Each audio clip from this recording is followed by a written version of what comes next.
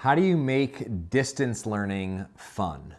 Distance learning is still learning, and you don't want any learning loss to happen just because there's space in between you and the learner. My name's Chad. I get to work with some of the top universities in the world, helping them make connection and engagement really easy, helping distance learning get way better. I would even say that I have a secret mission to make distance learning even better than in-person learning. I'm not sure that it's possible, but I strive to make it happen. And in this video, I'm gonna share 6 techniques that will help you make distance learning phenomenal.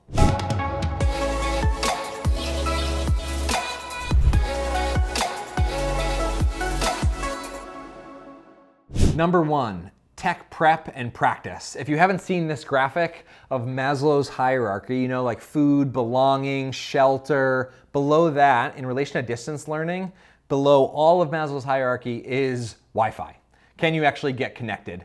And beyond that, can you actually get connected and do what you've got to do? So are you comfortable navigating a space?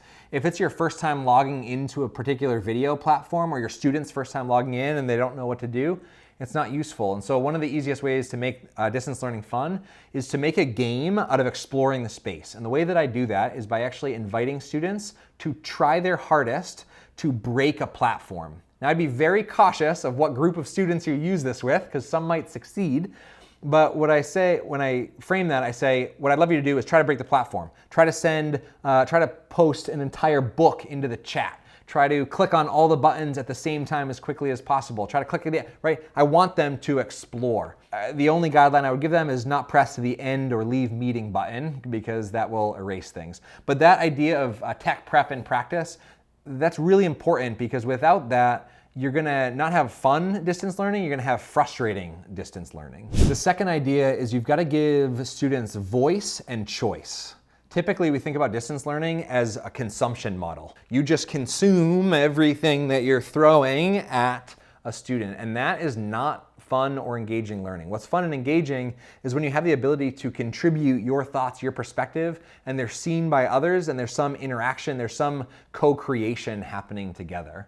And so giving people voice and choice is making sure that you're designing your content not just for consumption, but you're designing your content for contribution. Number 3, the easiest way to actually design for contribution, and one of the most impactful strategies to make online distance learning fun, is to connect before content.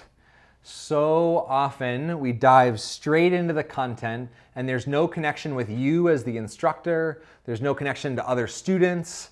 And you know, actually I won't say who this was, somebody very close to me did her master's online and had a really bad experience with group work because they dove right into content. There was no connection, and so there was also no accountability, there was no reliability. Everybody was very happy with letting her do all of the work. You want to avoid that, and you want to create high engagement amongst all learners, and to do that, creating connection before content. And you can check out one of my other videos here that dives a lot deeper in how to create that connection before content. Number 4, as we're going up the ladder here, is blend analog with digital.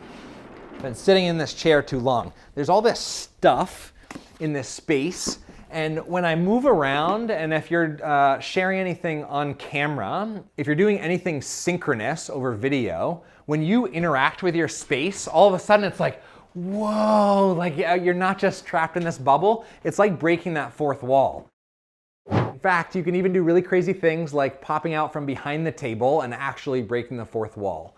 And so, when you reach behind your space and you grab something off your wall and you tell a story about it, it's really, really engaging. So blending analog with digital. Oftentimes when I'm laying out my agenda for an online workshop, I will actually lay it out in analog stuff. So I'll have 6 props laid out, and I know that this is my flow.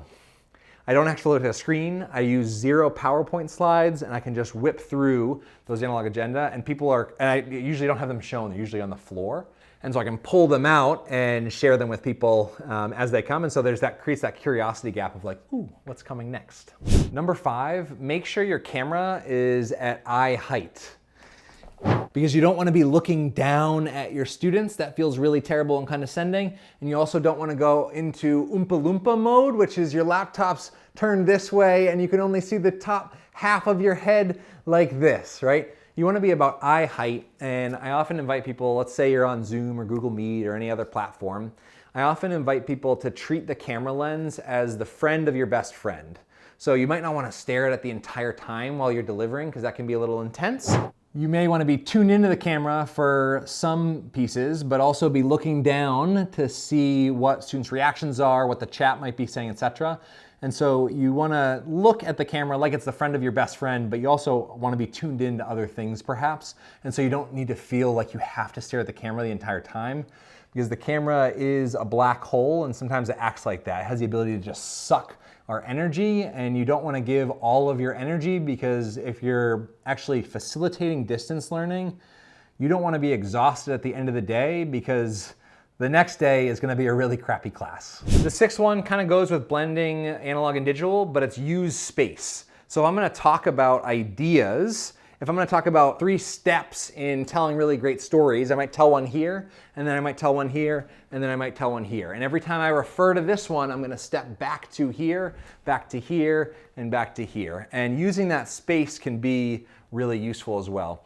Beyond that, sometimes when I'm presenting distance, personally, I like to stand when I'm leading a workshop in a remote context. But when I'm doing a Q&A or an Ask Me Anything, I like to then pull up a chair because it feels a little bit less formal and you can kind of hang back and have a chat with people. And when you shift state like that, it changes people's script and the way that they experience learning.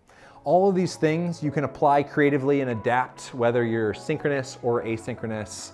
I'm Chad. If you want more resources, there's a ton of links below, free resources to make online learning and engagement fun and easy for you. Have an awesome day.